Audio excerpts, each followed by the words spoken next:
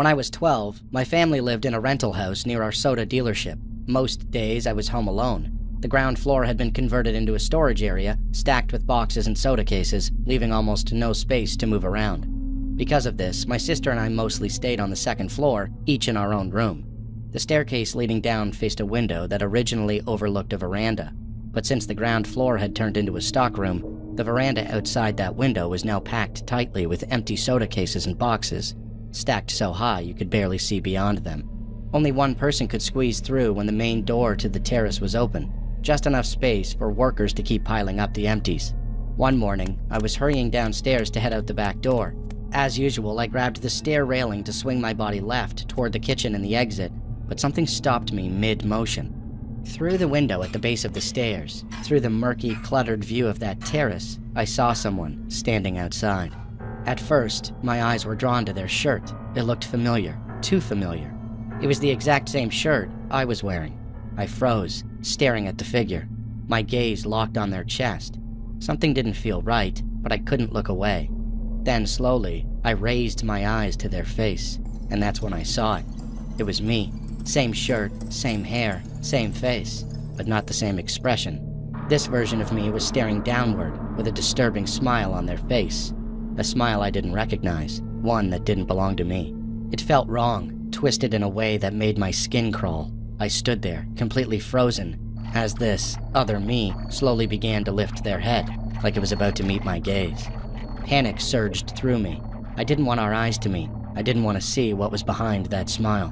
Before it could look at me, I bolted.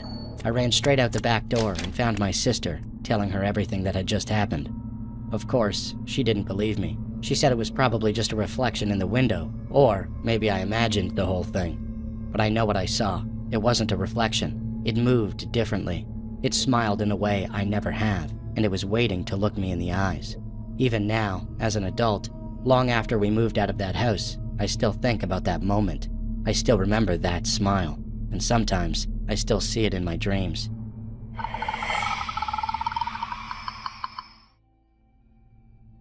Hello, my name is Heather, and this story took place a few years ago.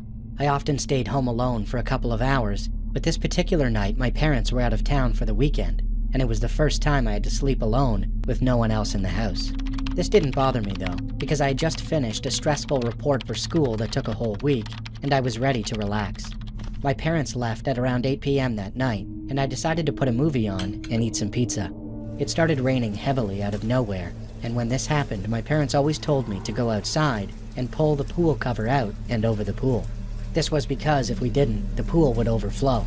Anyway, I was kind of nervous to go do it because it had already gotten dark outside, and behind my house was a forest where wild animals often came out at night. I decided to wait the rain out to see if it would stop, but after 20 minutes, it didn't.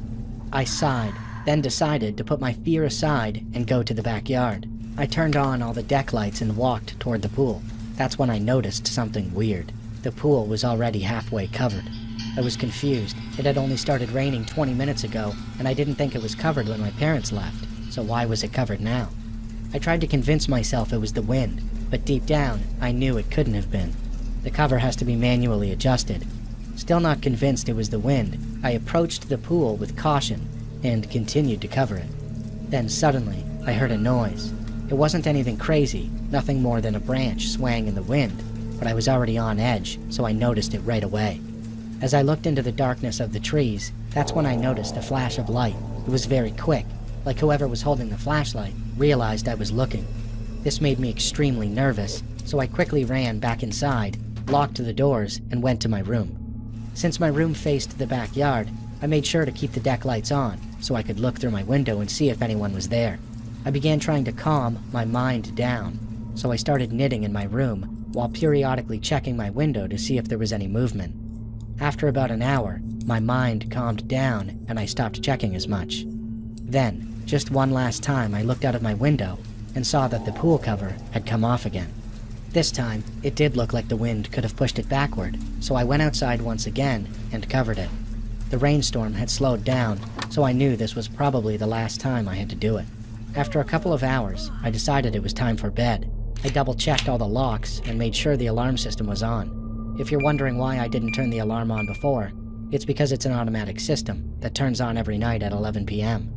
I turned off all the deck lights except one, the motion sensor light. At this point, my parents had called to check in, but I didn't want to worry them, so I just told them that everything was okay, which technically it was. There had been no movement in the forest so far. Then I went to sleep. I woke up at around 2 a.m. because the motion sensor light turned on.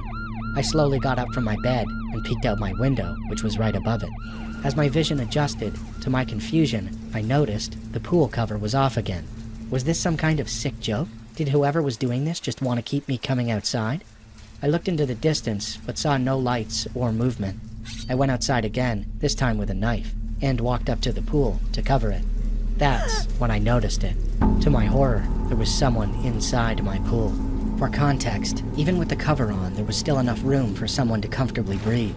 They were dressed in all black, with a hoodie on in the farthest corner of the pool. I was in shock. Then suddenly, they started swimming extremely fast toward the ladder, which was right in front of me. And when I say fast, I mean unnaturally fast. I screamed, stupidly dropped my knife, and ran inside.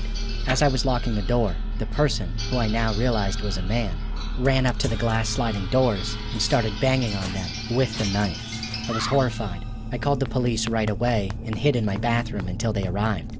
My parents came home shortly after and informed me they had actually covered the pool completely before they left. So the man had been lurking in my backyard for even longer than I had thought. The police caught the man and arrested him. They later informed my family that the man was homeless and had previously been a professional swimmer who had won a lot of medals.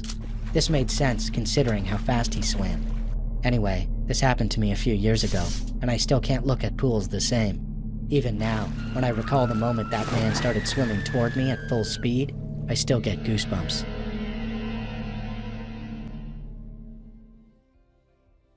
I want to share an experience that happened about 8 months ago. My name is Aishwarya, and I study computer science at a university. I can't say the name, but it's located in India.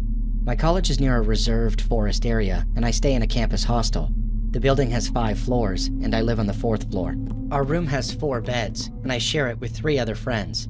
Every night after dinner, we usually sit by the window and gossip. Just normal things like boys, fashion, and new trends.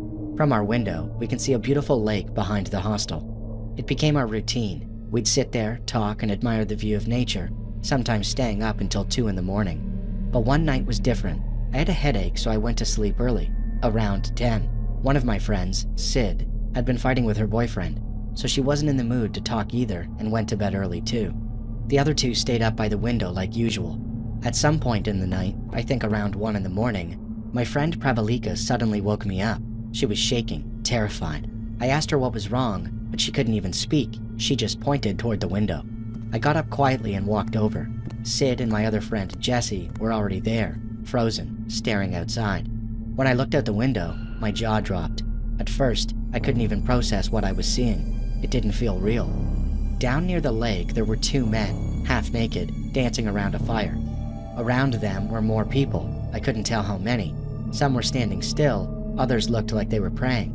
We couldn't see everything clearly, but one thing was certain. They were performing some kind of ritual, and it wasn't just any night, it was a new moon. Where I'm from, people say that on new moon nights, devil worshippers perform rituals, sometimes even sacrifices, to impress the devil. All 4 of us stood there, completely frozen, staring out the window. It was the first time we had ever seen something like that. I felt this deep sense of unease, so I said, "Let's not watch this. Let's just go to sleep." One of my friends quickly recorded a short video before we turned away. The next day, we showed it to a few of our other friends. Everyone was shocked. But that wasn't the worst part. Later that day, we heard that a dead body had been found floating in the lake, a boy, from our college. We were completely speechless. The police investigation was closed within a few weeks. They ruled it as suicide, but there was no note, no explanation, nothing. That's when the rumors started. Some people said the boy was involved with a cult. Others said he was trying to expose them. And when they found out, they killed him. No one knows the truth. Maybe it was just a rumor, or maybe it wasn't. But sometimes, I still think about that night, and I wonder, if I hadn't said, "Let's sleep," would we have seen more? Or maybe something we were never meant to see?